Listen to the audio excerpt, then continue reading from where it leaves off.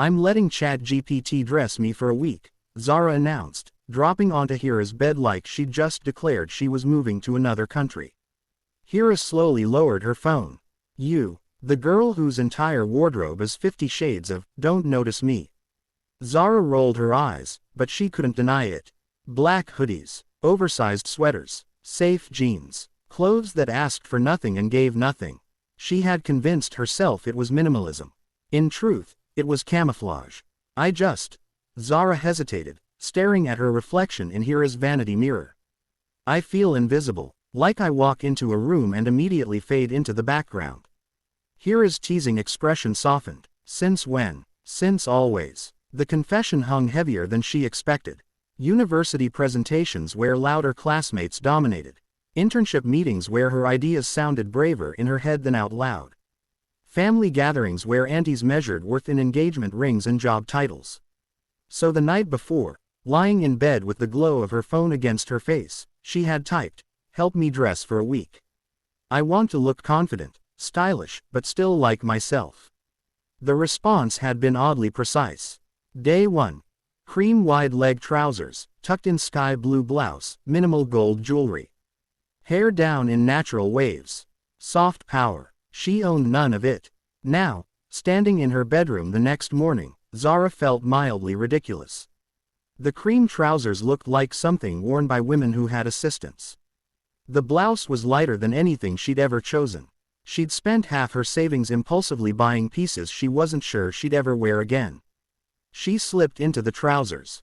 "They're too noticeable," she muttered. Hira leaned against the doorway. "That's the point." Zara tucked the blouse in carefully. Added small gold hoops. Left her hair down instead of tying it into its usual tight bun. When she finally faced the mirror fully, she blinked.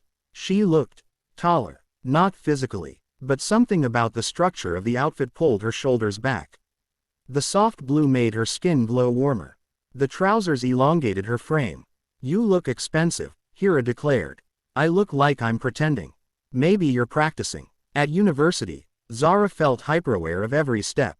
She imagined everyone noticing how hard she was trying. But no one laughed. No one stared. Instead, subtle things shifted. Saad from her economics class paused mid-sentence. "Hey, you look different." "In a bad way?" she asked automatically. "In a good way." During her presentation later, she didn't clutch her notes like a lifeline. Her voice didn't shake as much. When she finished, her professor nodded slowly. "Good structure, Zara." It wasn't applause, but it wasn't invisibility either. That night, sprawled on her bed, Zara typed again. Day 1 worked. I felt steady. What's next? Day 2. Structured blazer over a fitted top, dark jeans. Bold lipstick. Confidence is a decision. She nearly rejected it immediately. Bold lipstick was for girls who didn't apologize when they laughed too loud. Girls who weren't afraid of being called too much. Still, she followed through. The blazer hugged her shoulders sharply. The fitted top felt daring without being inappropriate. And the lipstick, deep berry, transformed her entire face. She stared at herself in the mirror for a long time. The girl looking back seemed intentional. Defined. At her internship, she caught her reflection in the glass door before entering the conference room. For once, she didn't feel like an intern pretending to belong. Mid-meeting, her supervisor glanced around the table. Zara, you've been quiet. What's your take? Normally she would have smiled politely and said she agreed with whatever had just been said. Instead, she cleared her throat. I think we're targeting the wrong demographic. If we adjust the campaign visuals, we could attract younger clients. Silence followed. Her heart pounded so loudly she was sure everyone could hear it. Then her supervisor nodded slowly.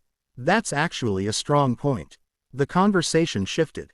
Built around her idea, Zara walked out of the office that day feeling electrified.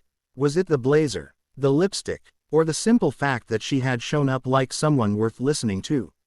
By day 3, the suggestions became playful. Long printed skirt, tucked graphic tee, white sneakers. Playful but grounded, she twirled experimentally in her room, surprised by how free the fabric felt. On campus, she laughed more easily. Sat on the grass with classmates instead of rushing home. Day 4. All black, but tailored. Let the silhouette speak. This one made her smirk. Black was her comfort zone. But tailored black was different from oversized invisibility. The fitted trousers and structured top sharpened her outline. She felt powerful without hiding. Day 5. Soft pink kurta with straight pants. Elegance doesn't have to shout.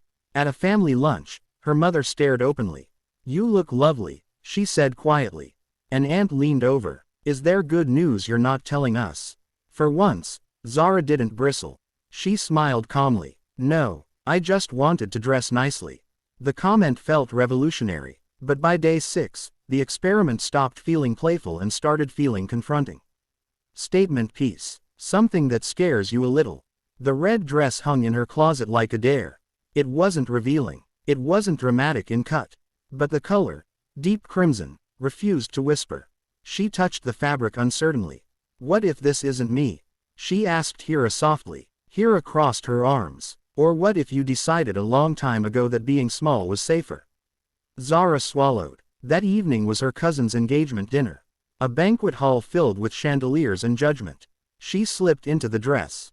Her hands trembled slightly as she applied simple makeup. No bold lipstick tonight, just neutral tones to balance the fire of the fabric. When she walked into the hall, she felt the shift. Not silence, not gasps, attention. Her mother's eyes widened in surprise before soft pride replaced it. "You look beautiful," she whispered. Zara's aunt, the most critical one, gave her an approving nod. "Red suits you." She didn't shrink. She didn't tug at the hem. She moved through the room slowly, deliberately. Later, standing alone on the balcony overlooking city lights, the noise from inside muted behind glass doors, Zara exhaled shakily. All week she had felt stronger, braver. But was it real, or was she just following digital instructions? She opened her phone. "What if I don't know who I am without guidance?" The response appeared quickly. "Clothes don't create you. They reveal parts of you." This week wasn't about fashion. It was about permission. Permission. Zara stared at the word as wind brushed her hair back. Permission to be seen. To take space. To experiment. She realized something unsettling. No one had ever actually told her she couldn't dress boldly. She had decided that herself. Sunday morning arrived gently, sunlight filtering through her curtains in golden strips. Day 7. Wear what feels like home. But choose it intentionally. Zara stood in front of her closet longer than usual. The old hoodies were still there. Familiar. Comfortable. Safe. She reached for one automatically. Then paused. Did it feel like home? Or like hiding? Slowly, she began assembling an outfit piece by piece. Black fitted trousers, the ones that made her feel grounded. A soft lavender top that brightened her without screaming for attention. The cream blazer from day 1 for structure. Simple earrings. No bold lipstick today, just gloss. When she stepped back, she smiled. This felt balanced. Not costume, not armor, just her. Edited with intention. At the rooftop cafe that afternoon, Hira eyed her dramatically. "So, has artificial intelligence unlocked your final form?" Zara laughed. "I don't think it changed me. I think it showed me." She explained how structure changed her posture. How color changed her mood. How tailoring made her speak differently. "It's weird," she admitted. "I kept thinking confidence would magically appear once I looked better. But it was already there. I just wasn't practicing it." Hira nodded thoughtfully. "Clothes are just tools." "Exactly." Her phone buzzed. How did the week feel? Zara looked around the cafe. The skyline, the hum of conversation, Hira's easy smile. Then she typed slowly. "It felt like trying on versions of my courage." A reply came. "Keep the courage. Rotate the outfits." She laughed softly. Across the cafe window, she caught her reflection again. Same face, same girl, but not invisible. She realized the experiment had never been about trends or aesthetics. It was about choice. About waking up and deciding not to shrink. The week ended, but something permanent remained. She didn't need daily instructions anymore. She had learned how to dress herself. And, more importantly, how to stand in a room like she belonged there. Because she always had.